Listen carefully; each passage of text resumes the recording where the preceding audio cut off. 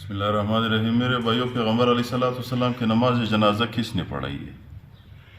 یہ ہر مسلمان کو جاننا چاہیے کہ ہمارے نبی صلی اللہ علیہ وسلم کے آخر وقت میں پیغمبر علیہ السلام کی نماز جنازہ کس نے پڑھائی ہے اور کس طرح پڑھی ہے، کون امام تھا، کون مقتدی تھے۔ پیغمبر علیہ السلام تو خود ہمارے امام تھا، کیا اس کے امام کوئی بنا ہوا یا نہیں؟ CSS کے امتحان میں بھی، ایم اے اسلامیات کے امتحان میں بھی یہ پیپر آیا تھا، یہ سوال آیا تھا ایک سال لوگوں کو کہ بھائی آپ کی امام پیغمبر علیہ السلام کی نماز جنازہ کس نے پڑھائی ہے اور کس طریقے پہ پڑھی ہے۔ تو ہم سب کو یہ مسئلہ جاننا چاہیے، کیونکہ ہمارے امام تھے، ہمارے پیغمبر صلی اللہ علیہ وسلم ہمارے اوپر احسانات ہے، ہمیں یہ پتہ ضرور ہونا چاہیے کہ بھائی اس کی نماز جنازہ کس طرح ہوئی ہے۔ تو مسئلہ بتانے سے پہلے آپ لوگوں سے گزارش ہے چینل کو سبسکرائب کریں، ہمارے حوصلہ افزائی ہو جائے گی، آپ لوگوں کو ویڈیو پہنچ جائے گی اور آپ لوگوں کا نقصان بھی نہیں ہے اس میں۔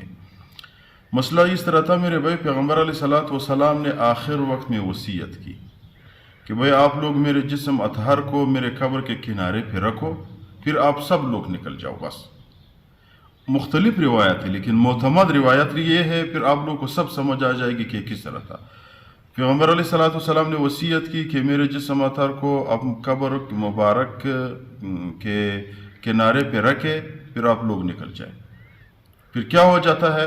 تو جب نکل جائے فَإِنَّ أَوَّلُ مَن يُصَلِّ عَلَيَّ، سب سے پہلے میرے اوپر جو نماز پڑھائے گا وہ کون ہوگا؟ جبریل، خلیلی و جلیسی، وہ میرے دوست اور میرے ساتھ جو اٹھنا بیٹھنے والا تھا وہ جبریل علیہ السلام، پھر اس کے بعد میکائیل علیہ السلام، پھر اس کے بعد ثم اسرافیل، پھر اسرافیل علیہ السلام آئے گا، پھر اس کے بعد ثم ملک الموت مع جنود الملائکہ، اس طرح لکھا ہوا ہے، پھر اسرائیل علیہ السلام آئے گا مع جنود الملائکہ، ملائکہ کی لشکر کے ساتھ، بہت زیادہ ملائکہ ان کے ساتھ ہوں گے، تو وہ آ جائیں گے پیغمبر علیہ السلام پہ نماز جنازہ پڑھتے ہیں۔